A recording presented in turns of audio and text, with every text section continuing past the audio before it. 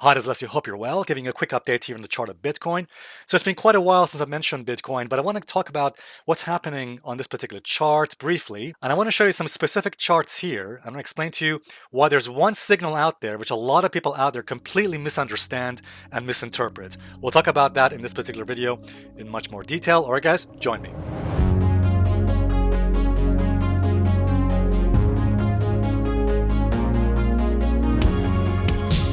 All right, guys, welcome back. So as we can see here, Bitcoin has had a nice run ever since it took out that nice resistance level, which, as you may recall in my video, when Bitcoin took out this resistance at about 88K, I mentioned, as a matter of fact, that the break of this level could be very bullish for Bitcoin. So because of the breakthrough resistance, and indeed we're above these key averages as well, and the regression channel here as well, the odds are higher the bottom is in. So we have now a high probability that both Bitcoin and the stock markets have potentially bottomed. Bitcoin had a breakout above the 21 weekly moving average, broke above resistance here as well. So it's a nice orderly push to the upside. All right, guys, I want to talk to you now about one specific signal which occurs in the charts, which a lot of people out there, I would say about 95% of people out there, especially in the YouTuber analyst community, they completely get this wrong. I've seen, for example, a lot of YouTube videos being made about this, and they pretty much explain it the wrong way. You see, guys, the signal I'm talking about, as a matter of fact, I'm sure you've heard of it too, is what's called the death cross. And that's where the 50 simple moving average, so that's the white line on my chart, goes below the 200 simple moving average right there. And that is what's called the death cross. By the way, these are simple moving averages. And by the way, the opposite of this is what's called the golden cross. So for example, right here, when the 50 goes above the 200 moving average, so when the 50 crosses over the 200 moving average, that's what is typically referred to as the golden cross. Now, let me just say this, guys, that I actually do not use these kinds of signals like the death cross or the golden cross.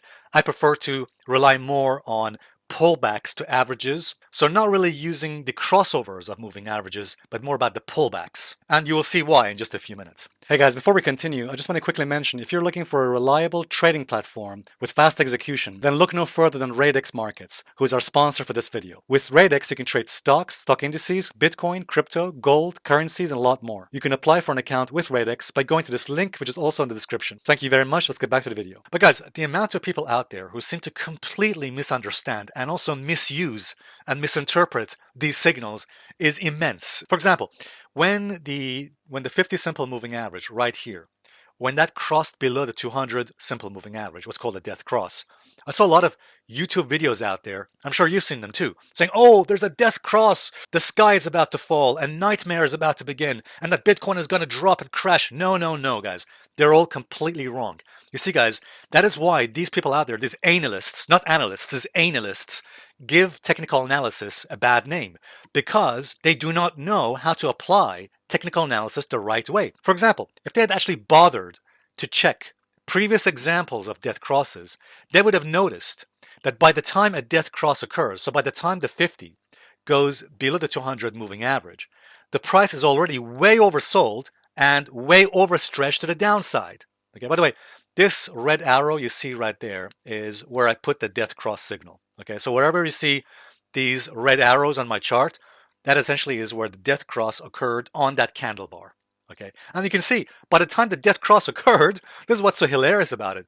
By the time the death cross occurs, the fact is that by that time, price is about to rally or bounce or consolidate. In other words, by the time a death cross signal occurs, price usually is so overstretched to the downside, in this case it was so overstretched to the downside that it was getting ready for some kind of a bounce, a pullback, or a rally. So it is a very bad idea to get too bearish and negative right when the death cross signal occurs. You can see that actually was the bottom of the market. That actually was the bottom on the Bitcoin chart. And by the way, the opposite is true as well. By the time you get a golden cross signal, so by the time the opposite occurs, and we get, I'll do this in a different color. So by the time you get that golden cross signal, as happened here, price is about to pull back, which by the way, it has done, as you can see right there. So we have to be extremely careful about how we apply these kinds of signals. Again, as I mentioned, I don't really use death cross signals or golden cross signals that much.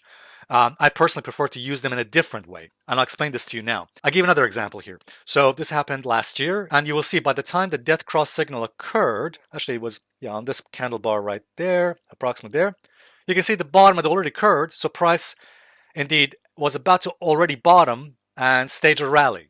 Okay, not always, but the majority of the time, by the time a death cross signal occurs, price is so overstretched to the downside that market has already bounced or from the bottom. So I want to explain to you how I would apply this death cross signal.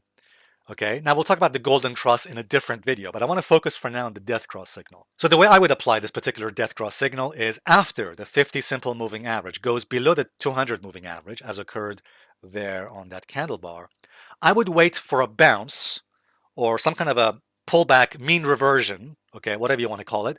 So I would wait for a pullback to the averages. Okay, for example, a bounce back to the averages. It could be 21 moving average, it could be the 50, or it could be even better. I would wait for something like a 10 to 20% pullback on Bitcoin. Anything from about 10 to 15. Actually, I would say, yeah, 10 to 15% is probably a good idea. Probably even more. 20% would be better. And by the way, you can use something called ATR, average true range. I know my good friend and trader Manuel Bly likes to use average true range. So you can also use that, like for example, 2 times average true range for the movement for the pullback. So what degree of pullback could be 2 times average true range, something like that. Okay. The bottom line is, so I would wait first for a pullback, in other words, a mean reversion, a bounce after a death cross occurs. So for example, in this case, when it occurred in April, after a death cross, I would wait for a bounce back, again, 10 to 15 or 20%, okay? And then I would wait for price to confirm a death cross signal. In other words, wait for it to confirm that it's a negative signal by taking out the prior low.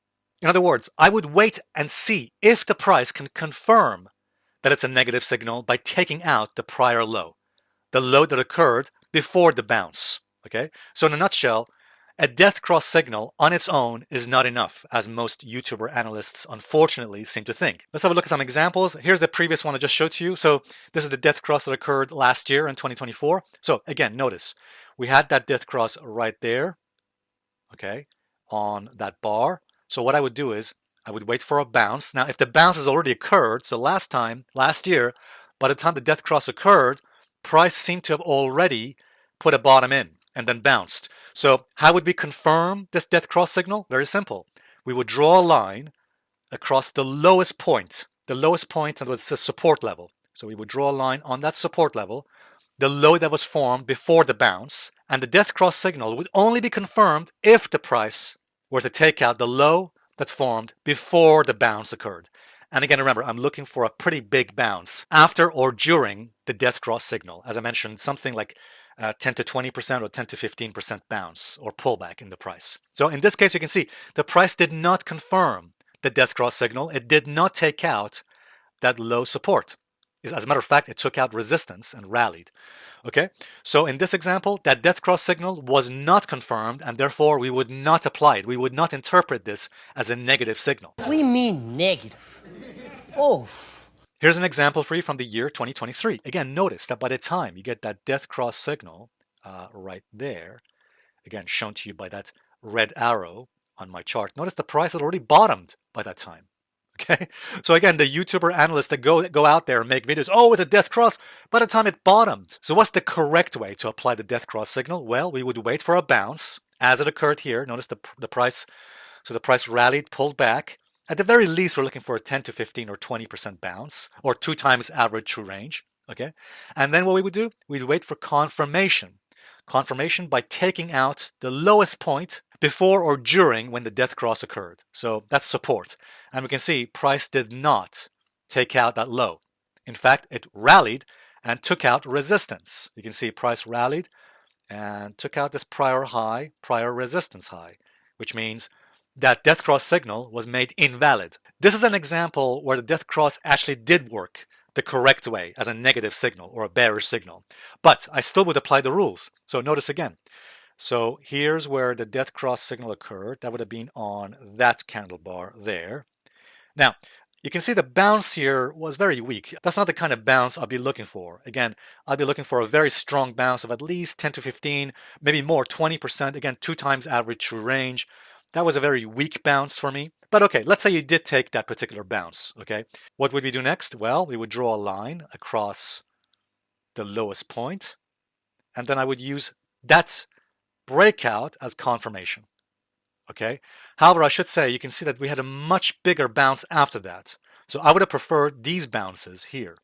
So I would not have used this particular very weak bounce. I personally would have waited for a much bigger bounce after the death cross, but actually this bounce here, or even these bounces here. And then what I would have done is draw a line across the low, like so, and only if the price then takes out that low before that big bounce, then that would confirm the death cross signal. And you can see that actually resulted in a much better signal, because then the price of Bitcoin did drop further. So that's how we applied the death cross. I'll show you one more example here.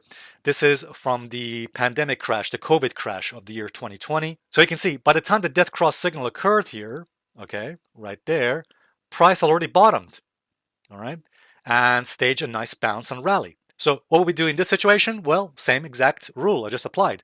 If the bounce is at least 15 or 20%, which by the way it was, what I would do is draw a line across the lowest point right there. That's support. And only if price were to drop below that support level after the death cross signal there, then that would confirm the bearish potential of the death cross. But you can see price did not drop below that low support. All right, guys, so coming back to our current chart of Bitcoin, we've learned now the proper way, the correct way of applying the death cross signal. So by the way, guys, the next time you hear something about the death cross, the next time some of these YouTuber analysts out there make these videos about the death cross, make sure you come back and watch this video again.